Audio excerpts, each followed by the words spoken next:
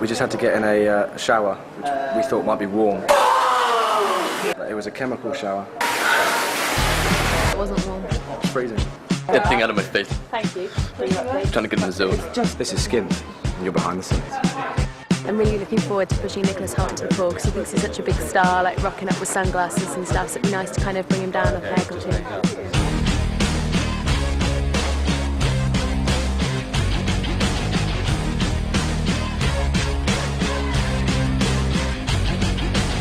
Do you want to push me now, just to see like, what my weight is? Yeah, go. Just keep my composure. And secondly, I got...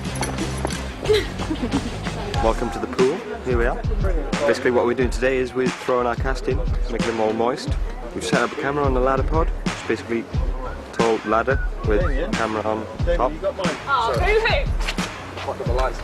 Oh, boo-hoo! I think the first thing I ever said to Nick was, have you got any friends? Yeah, first thing. You alright? I'm Nick. She goes, so have you got any friends? Yeah, thanks, actually. But my best memory, I was stood with Joe, actually, on the audition. And April walked over and went, can I use your phone, to Joe? And he was like, all right, let's just kiss him. I'll kiss him on his mouth. He went up to me and went, thanks.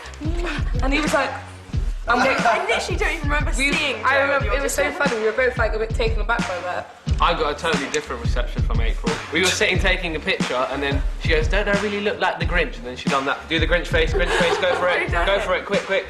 And then I go, yeah, you do. And she went, okay. Yeah, so keeping the cast warm, getting them showered up.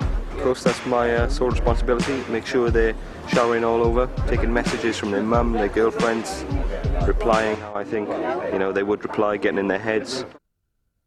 Right, we just finished shooting around the pool. Still soaking wet and freezing, but don't have to go in again, which is nice. And we're moving on to run around corridors, which will be good. Enjoy. And cut.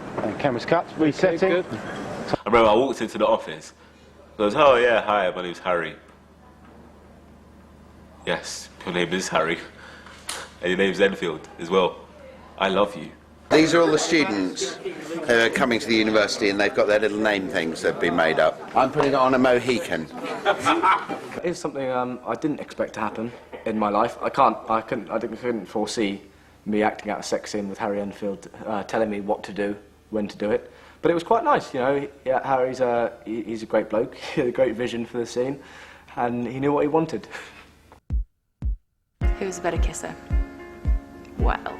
Now I know April said Mike for being the best kisser, so I'm not going to say April. Nick has a kind of peck style, which is kind of a screen kiss. It's between Mitch and Janet, although Mitch did have stubble, which is a bit of an off-put for me personally. Mike has a more kind of pressing sort of style, pressing his lips against yours. Wasn't a fan of that, no offence to Mitch. Great technique still. And also with Nick, you kind of got to lean upwards because he's so tall. And with Mike, it's kind of like on a level, maybe down a little bit, in fact. They're both wonderful kissers. We never really got to kiss properly because you don't kind of go for it really, which is a shame actually. I'm sure their boyfriends are very happy.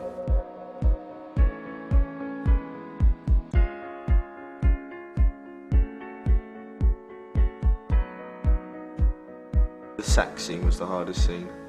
Not in that sense. Sex scenes. Freaking awkward. You just got to throw yourself into them really and just get on with it. And if you're standing around being nervous about it and worrying about it too much, then that's going to show. It was the first time I'd ever done something like that, and it was just kind of hard to get into that frame of mind. It's a weird situation, doing a fake sex scene in front of 40-odd people on a set. We did have a bit of alcohol because to relax and to just not be so tense about the whole thing. She got more drunk than me, and yeah, on tequila, whereas I was perfectly sober for it and well prepared.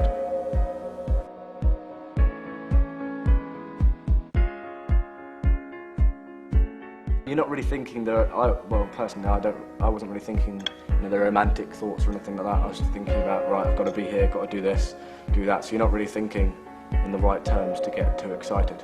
Generally, I'm pretty good at not getting too excited, unlike Mr. Patel. Oh my God, yes, I did get worried about getting too excited. Just plough on into it, really, and not worry about it. Luckily enough, I didn't. He stayed down, which is good. That sounds so wrong, saying plough on in. Just get on with it. I didn't really feel uncomfortable.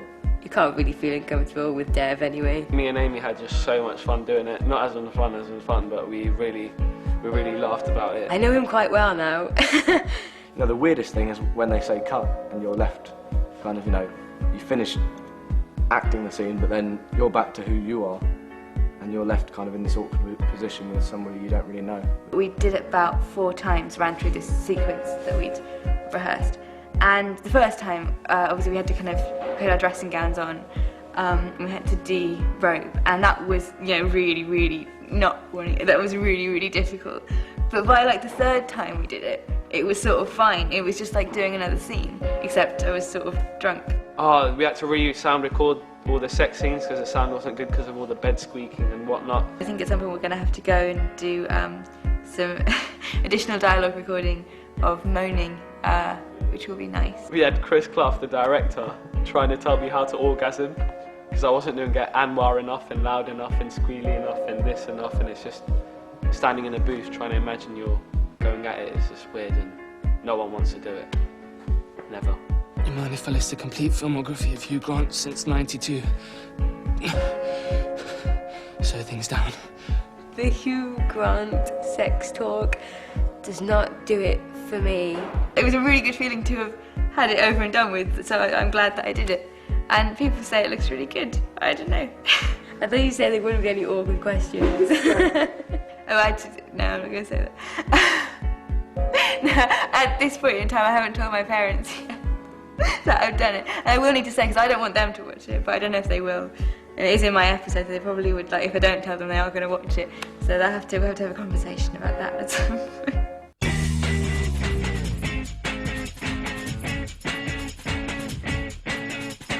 Every time I came in, I'd be thinking, what are they gonna put me in now? Comes second series, and I've had time to reflect on it and look at it, and actually think I do think he's quite cool.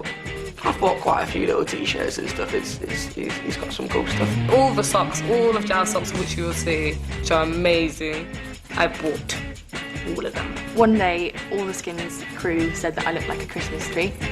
They called me Christmas tree all day, and they were like, "Oh, unwrap our presents under the tree," and blah blah blah. It wasn't funny.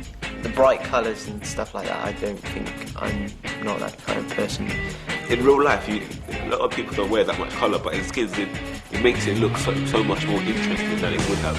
Having to have bandages was quite weird, actually. I must admit, I've never done that before. I created the beanie. I created the beanie because of me going to auditions, wearing a beanie. Sid wears a beanie. She gets into all these kind of little tiny bits of underwear and little nighties and things, which I think is really, really great and really wonderful, but very, very cold.